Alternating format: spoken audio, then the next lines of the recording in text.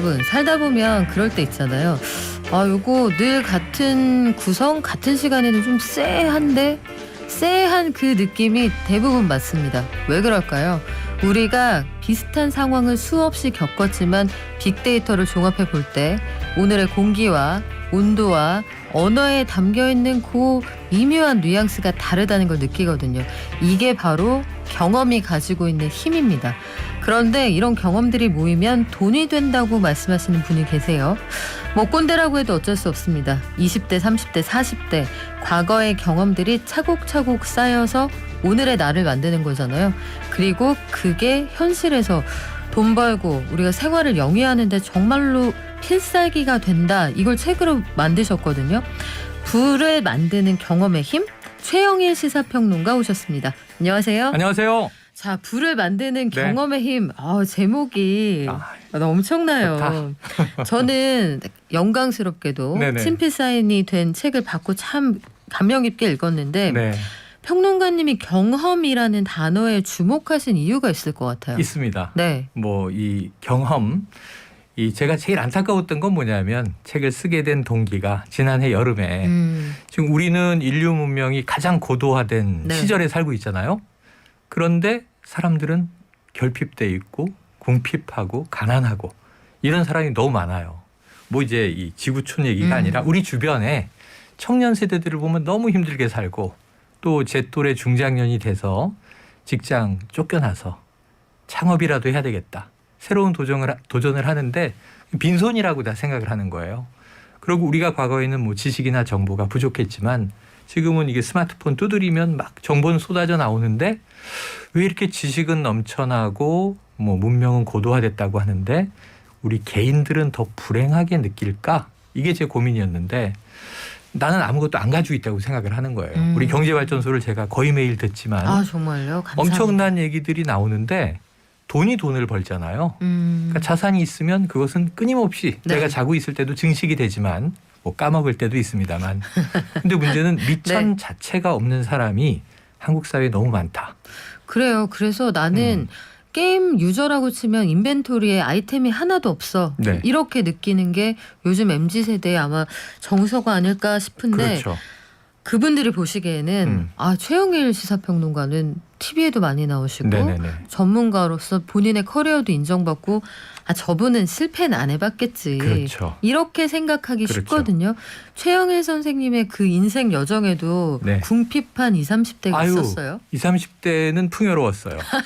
30대는 찬란했어요. 근데 이제 거꾸로 가는데 이 책을 딱 제가 올해 1월에 출간을 했으니까 제가 92년에 대학을 졸업하고 요 시점에 딱 사회에 나와요. 이 사회초년생으로 응애하고 태어난 거죠.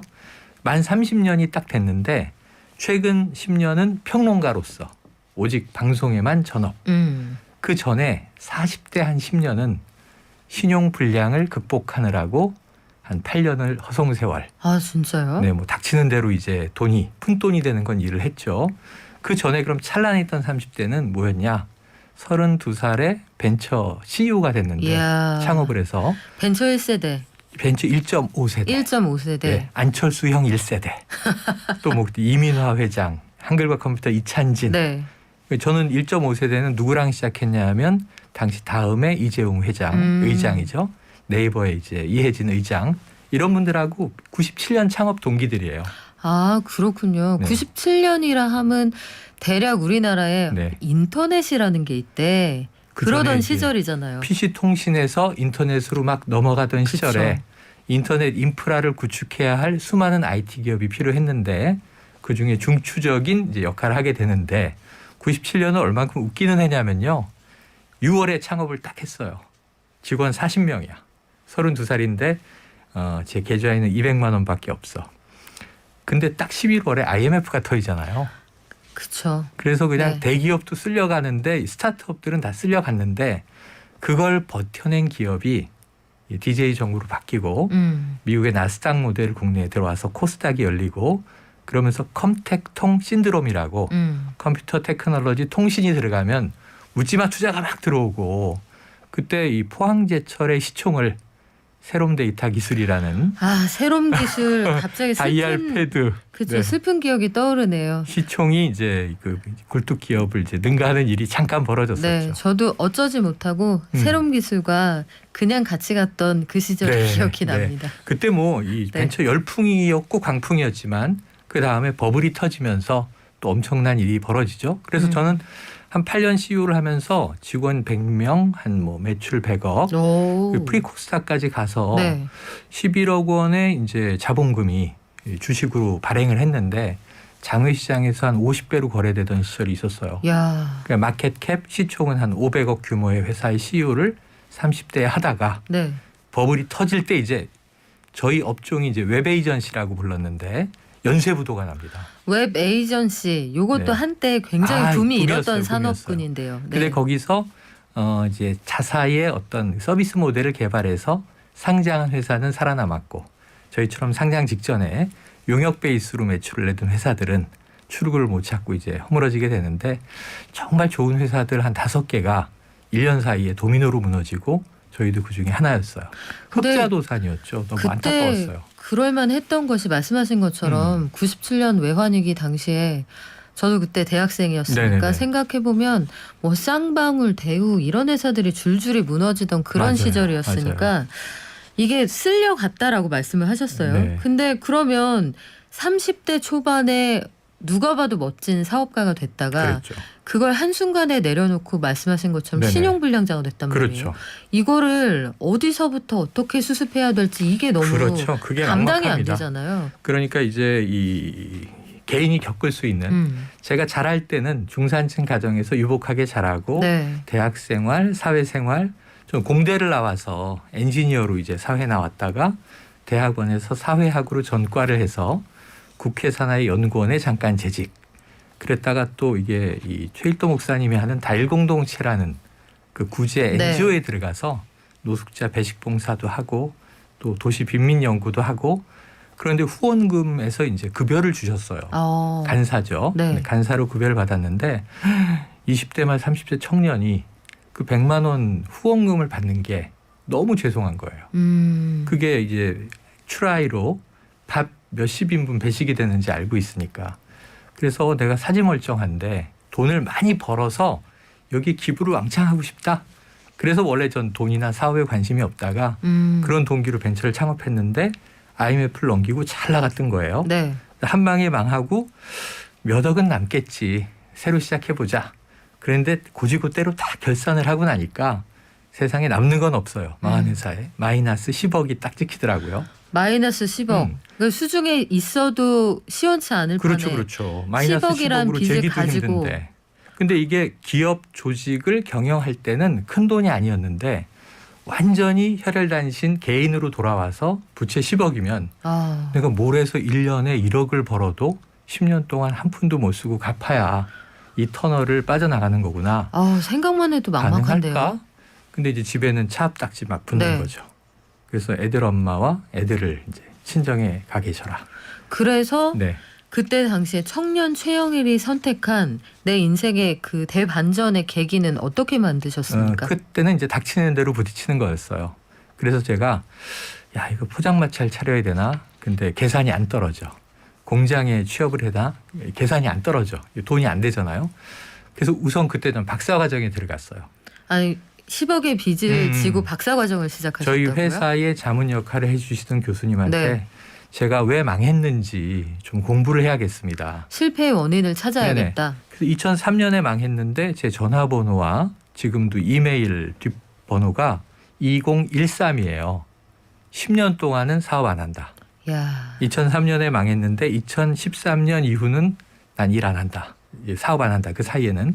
왜냐하면 수많은 실패한 CEO가 더 많죠. 성공한 CEO보다. 그렇죠. 그분들이 어떻게 사는지를 관찰해 보니까 빨리 사업으로 망한 건 사업으로 극복해야지 하고 재기에 너무 좀 조급증을 내시다가 자기 명의로 사업이 안 되니까 동업을 해요. 그렇죠. 가족이나 친구나 뭐 지인이나. 근데 이게 잘 돼도 분쟁이 나고 안 되면 원수가 되고.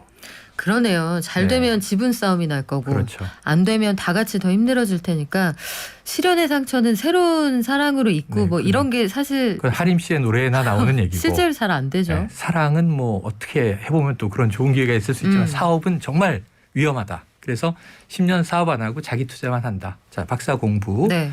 학위는 제가 못 끝내고 코스dok만 마쳤는데 그 사이에 뭐 재판도 막 하고 그러면서 이제 돈을 벌기 위해서 기업체 강사를 뛰어요. 강사. 예, 기업체 강사. 짭짤해요. 이게 많이 들어오면. 네. 그런데 이게 이제 저는 주로 실패학을 강의했죠. 내가 왜 실패했느냐. 네. 여러분은 이렇게 하지 말아라. 자기 경험도 녹여내서 네. 그걸 일반화해야 돼요.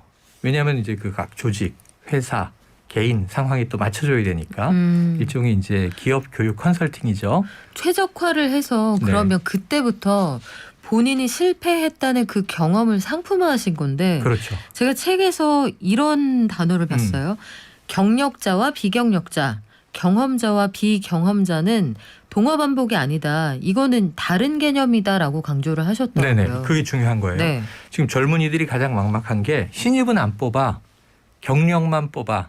근데 경력을 이력서에 한 줄, 두 줄 스펙이라고 써놓을 제가 뭐 몇 년, 몇 월, 며칠 어느 기업에 입사해서 뭐 인턴을 6개월 했고 그다음에 어느 회사에 가서 2년 동안 신입사원으로 뭐 이 이력이 있습니다. 네. 그럼 경험자가 되는 거죠.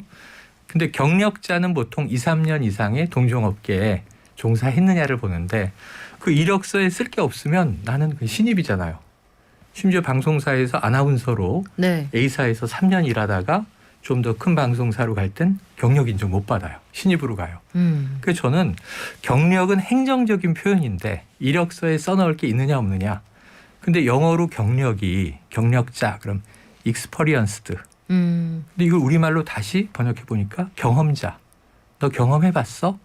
그러니까 경력이라고 하면 행정적인 타이틀을 우리가 자꾸 찾는데 너 돈 벌어 봤어? 네. 그럼 우리는 학생 때도 아르바이트를 하고 저도 떠올려 보니까 어릴 때 우유 배달을 해볼까? 자전거 한 대를 이제 부모님이 사주셨을 네. 때 신문 배달을 해볼까? 저는 그거 2개 다 해봤어요.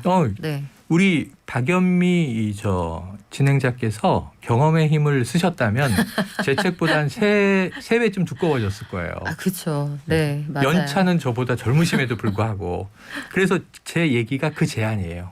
여러분의 경험을 네. 그냥 다 휘발시키지 말고 증발시키지 말고 기록해 보시면 저는 제 경험을 가지고 살아온 경험이 좀 특이해요.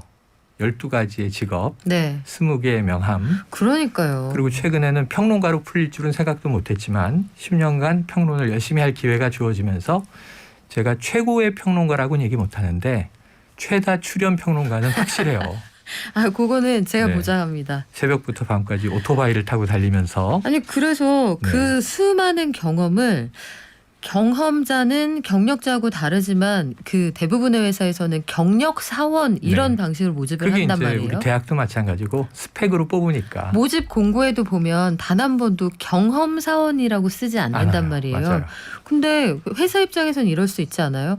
우리는 이 업계에서 당장 투입할 수 있는 네. 그 숙련된 인력을 원해요. 당신이 여러 가지 경험을 가치 있게 한 건 알겠지만 우리 회사에 당신이 당장 투입될 수 있는 사람인지는 네. 확인할 수 모르겠어요. 없어요. 네. 그럴 수 있지 않아요? 그렇죠. 그래서 자기의 경험을 끊임없이 얘기해야 되는 거예요. 제가 기업체 강사도 뛰고 출판사 직원도 하고 심지어 논술 교재를 번역하기도 하고 그 신용불량 기간 동안에 뭐 돈을 벌기 위한 제가 할 수 있는 일을 닥치는 대로 하면서 또 난 왜 망했을까. 그래서 그 실패학이라는 말은 공식화돼 있지 않아요. 성공학을 많이 얘기하죠. 그래서 어떻게 하면 실패하지 않을까를 그럴듯한 얘기로는 리스크 매니지먼트. 네, 망하지 않는 위험 관리는 우리 기업 조직 경영에서 중요한 대목이죠. 그렇죠. 그래서 리스크 매니지먼트나 새로운 변화가 찾아올 때 조직의 변화 전략을 어떻게 쓸 것인가 이런 강의를 했는데 자 문제는 자기 경험을 계속 얘기하다 보니까 어느 날 전화가 와요. 아마 여기도 이제 나오실지 모르는데 잉크루트라는 잡 서비스 회사에 사람 뽑아주는 회사. 네. 서미영 상무님이 창업자죠. 이광석 대표랑 이제 부부관계신데 네. 그 성당에서 하루는 이렇게 망연자실 기도 혹은 멍 때리고 있는데 전화가 띠리리 와서 받았더니 예전에 벤처 할 때 정말 까만 후배분 하지만 그땐 대학생 또 창업자들이었어요. 그렇죠.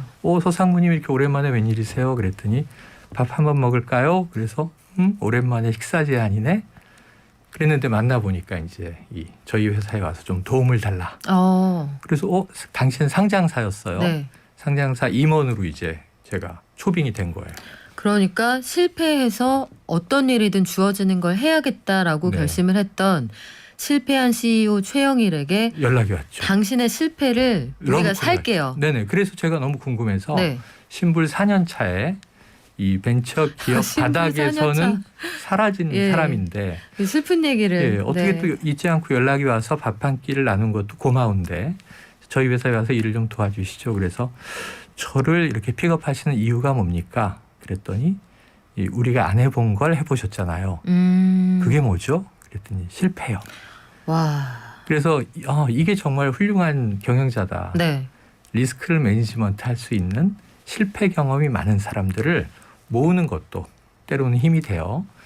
이제 적재적소에 잘 써야 되지만 중요한 건 그래서 우리 젊은이들에게 아까 경력으로는 당신의 실패를 경력으로 써보시오. 이런 회사는 없어요. 없죠. 근데 자기가 자기 경험 이야기를 하면서 제가 돈을 벌기 위해서 이런 장사도 해보고 저런 아르바이트도 해보고 또 이런 노력을 해봤는데 여기선 어떤 교훈을 얻었고 여기선 어떤 의미를 찾았고 여기서는 교훈은 이미 다 없지만 이런 게 재밌었습니다.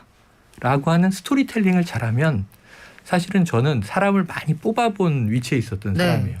늘 면접 보고 사람 뽑고 때로는 또 이제 인사 고과도 평가하고 근데 그걸 30대 40대에 많이 해본 결과로는 이력서는 중요하지 않다. 요즘에 이력서에 제일 이제 안 보는 게 사진이거든요. 왜냐하면 여러 가지 이유로 안 보죠. 오는 네. 분들과 늘 다르기 때문에 그렇죠. 남녀 불문입니다. 네. 자, 그래서 그것처럼 스펙도 안 맞더라. 스펙이 50% 이상 안 맞아요. 사진으로 제출돼 있는 그분이 면접장에 안 오시는 것처럼 네, 다른 분이 데리러 다른 오는 것 분이 같은. 오시는 것처럼 이력이 보여주지 못하는 예. 그 무언가가 있다 이런 네. 말씀이잖아요. 그 기업이나 조직이나 뭐 작은 가게라도 파트너 한 명을 뽑을 때는 그 사람의 경력 보지 마라. 저는 경험을 봐라. 그 사람의 근데 이야기를 들어봐라. 이런 얘기를 꼭 드리죠. 면접관들이 다 우리 최영일 선생님처럼 해안이 있으면 좋은데 요거 하나는 그 시험 보러 가시는 분들한테 아주 직접적인 면접 팁이 될 것 같아요. 네네. 말씀하신 것처럼 대부분은 포장하려고 하거든요. 그렇죠. 제가 1만큼 잘했는데 한 5만큼 잘한 것처럼 쓰고 네네. 싶고 아마 다들 그러실 텐데 내가 어떤 것들을 실패했지만 거기에서 더 나은 걸 얻었어요. 그래서 저는 이걸 왜 이렇게 하면 안 되는지 아는 사람이에요 라고 어필할 수가 있거든요. 그렇죠. 그렇죠. 해봤더니 안 되는데 그냥 안 됐습니다. 실패 끝이 아니라 그 경험을 제가 복기해 보면서 곰곰이 따져보니 성찰해 보니 뭐 분석 연구를 해보니 이런 원인을 찾아냈습니다. 그걸 그래서 기록해야겠어요. 그래서 이 책에서 얘기하는 네. 이제 앞부분은 제 경험, 지금 얘기 드린 경험들이 이제 주로 나오고 경력, 뭐 이런 어떤 우리가 과시하는. 그래서 제 책의 추천사 중에 이제 3프로의 김동환 소장님도 써주셨지만 우리나라 최고의 팩트체커 또 김준일 대표가 이렇게 써주셨어요. 네. 이 잘 보이려거나 돋보이려고 부풀리지 않은 그대로의 팩트. 그래서 이 안에 이 책이 제가 그래도 좀 이렇게 말씀드리고 다닐 수 있는 건 있었던 이야기를 담담하게 기록을 했고 그리고 뒷부분에 가서는 네. 당신의 경험을 어떻게 상품화해야 경험을 정말 돈으로 만들 것이냐. 당신이 뭐 주식이나 예금이나 부동산이 있으면 경험 굳이 파먹지 않아도 될 수 있는데 어떻게 굴릴지만 고민하면 되는데 미천이 없는 분들은 나의 안에서 미천을 끌어내야 되는데 나 자신의 미천이라는 건 사실은 살아온 경험밖에 없거든요. 그것을 SNS에 늘 포스팅 하잖아요. 네. 요즘에 최근에도 한 분 만나서 커피 마시는데 전 SNS 보면 짜증이 나요. 왜 그렇게 다 잘 살아요? 그래서 제가 아니 내가 네 걸 봤더니 너도 잘 살던데? 아픈 건 못 쓰죠. 쌍방이군요. 네, 그러니까 다 아픈 네. 거예요. 사람들이 다 아픈데 SNS는 그냥 화목하고 행복하고 네, 윈도우 즐겁고. 드레싱을 하죠, 사실은. 네, 다 그렇게 사는 네. 건데 그런 거 말고 좋아요 막 받으려는 예쁜 사진 포스팅 말고 저는 수첩에다가 그날의 스케줄을 이제 이 볼펜으로 늘 기록을 해요. 근데 그거는 약속만 있어요. 예를 들면 뭐 이제 2월 11일 박연미 경제발전소 출연 오늘 첫 스케줄인데 근데 이렇게 하고 나면 또 우리 박 기자님하고 나눈 이야기들이 네. 기억에 남고 여기서 몇 줄의 기록을 남길 거고 어쩌면 오늘 뭐 이제 방송 출연 장면을 SNS에 올릴 수도 있죠. 반드시 올리실 것 같은데 네. 전 그런 생각 들었어요. 최쌤 그 SNS나 아니면 평소에 보면 항상 본인을 약간 객관화해서 네네네. 기록하시잖아요. 그게 일기라고 생각을 하는 거예요. 공개 일기. 남들이 좀 씁쓸한 장면도 있고 네. 또 뭐 스산한 장면도 있고 그래도 이제 좀 이 희망적인 거 올리려고 노력은 하지만 네. 있는 그대로 기록을 오래 쌓으면 객관화한다는 거는 평가하지 않고 나 영국 여행 갔는데 아이들하고 뮤지컬 봤다. 아이들이 뮤지컬에 감동하는 걸 보니까 아빠로서 내가 또 기쁘더라. 뭐 이제 이게 오늘에 이제 있었던 일, 오늘의 3년 일기네요. 전, 10년 네. 전 그것들을 쭉 기록을 해놨다가 자주 들여다봐야 돼요. 자기. 근데 이 들여다보는 게 연대기적으로 보는 게 아니라 오늘 딱 나오는데 날이 조금 풀렸네. 네. 봄 기운이 있네. 그럼 어느 해에 봄이 연상될 수 있어요. 아, 그때 이런 비슷한 느낌이었는데 내가 뭘 했지, 누구 만났지, 그때 나이가 어떤 사건이 있었지, 뭐 가족 사이 그게 희비극일 수도 있고 지인 간의 관계에서 저도 오늘 딱 나오는데 떠오르는 이제 목사님 친구 한 명 있는 거예요. 제가 그 신용불량으로 고통받을 때 그 친구는 보증금을 날렸어요. 연대보증을 섰다가 원수되는 거죠. 최영일 선생님이 네. 사업에 본인이 보증을 섰다가 그러니까 친구가 제가 보증금을 사업이 힘들 날렸다고요. 때 목사님이 무슨 돈이 있겠어요. 근데 그냥 자기 집 보증금 몇 네. 천만 원을 담보로 걸고 인보증을 쓴 거죠. 근데 제 회사가 부도나니까 그 친구의 보증금이 다 뺏기면서 다행히 교회에 사택이 있어서 들어가서 몇 년 버텼지만 그 친구 인생에 지대한 피해를 준 거잖아요. 근데 그 친구가 어느 날 전화가 온 거예요. 요런 날씨에. 네. 딱 오전에 전화 와서 너 어떻게 지내? 음. 좀 무섭죠. 엄청난 이제 민폐를 준 친구니까 안 만나고 싶죠. 네. 근데 너 명동으로 나와라. 커피 한잔 하자. 근데 이 친구 그냥 얼굴을 보고 커피 한 잔을 사주고 괜찮지? 그럼 됐어. 그리고 가는 거예요. 멋지다. 그 순간 이제 딱 흐르는 눈물. 여기에서 또 최영일 선생님은 아마 오늘 시간이 많지 않아서 끝까지는 저희가 전해드릴 수 없겠지만 그걸 느끼셨을 거예요. 저는 그때 그 친구에게 이런 부분을 감동받아서 인간관계를 할 때 네. 혹은 노무나 인사관리를 할 때 이런 부분에 교훈을 얻었습니다라고 결론을 네. 내리셨죠. 그렇죠. 저희가 그래서 최쌤 말씀하시는 거 보면 최영일 시사평론가로도 불리고 쌤으로도 불리고 네. 강사님, 교수님 이름이 굉장히 네. 많잖아요. 이제 책 얘기할 땐 작가로. 그렇죠. 작가님으로도 불리고요. 본인이 가지고 있었던 그 하루 일과에서도 매일매일 교훈을 찾아낸다. 네. 실패에서도 나를 상품화할 수 있는 요소를 찾아낸다. 한편에 그 드라마를 보는 네네. 것 같았거든요. 오늘 시간이 아쉽습니다. 그런데 네. 마지막으로는 이 책의 제안은 여러분 모두 저 못지않은 더 다이나믹한 경험들이 다 있으세요. 들어보면. 그래서 여러분도 기록을 꼭 하시고 자기 경험을 좀 쪼개서라도 젊으면 젊은 대로 나이가 있으시면 있으신 대로 내 경험을 좀 상품으로 컨텐츠로 다듬는다면 어떤 목소리에 다른 사람들이 나의 직접 경험이 타인의 간접 경험으로 도움이 될까? 이걸 늘 생각을 해보시고 그게 네. 자기 객관화, 자기 평가, 스토리텔링, 정리. 그럼 여러분들도 경험이 넘쳐나실 텐데 네. 이 책 다음 거는 관계의 힘이에요. 아니 다음 책까지 지금 이 마케팅을 하시는 이게 3부작이에요. 그렇군요. 네, 네. 이제 경험 은행을 꼭 네. 만들 테니까 저에게 여러분의 또 많은 경험을 공유해 주시길 바랍니다. 네, 오늘 오전 시간에 바쁘실 텐데 시간 네. 내주셔서 고맙습니다. 아유, 감사합니다. 불러주셔서. 네, 지금까지 불을 만드는 경험의 힘 저자 최영일 시사평론가와 함께했습니다. 고맙습니다. 고맙습니다.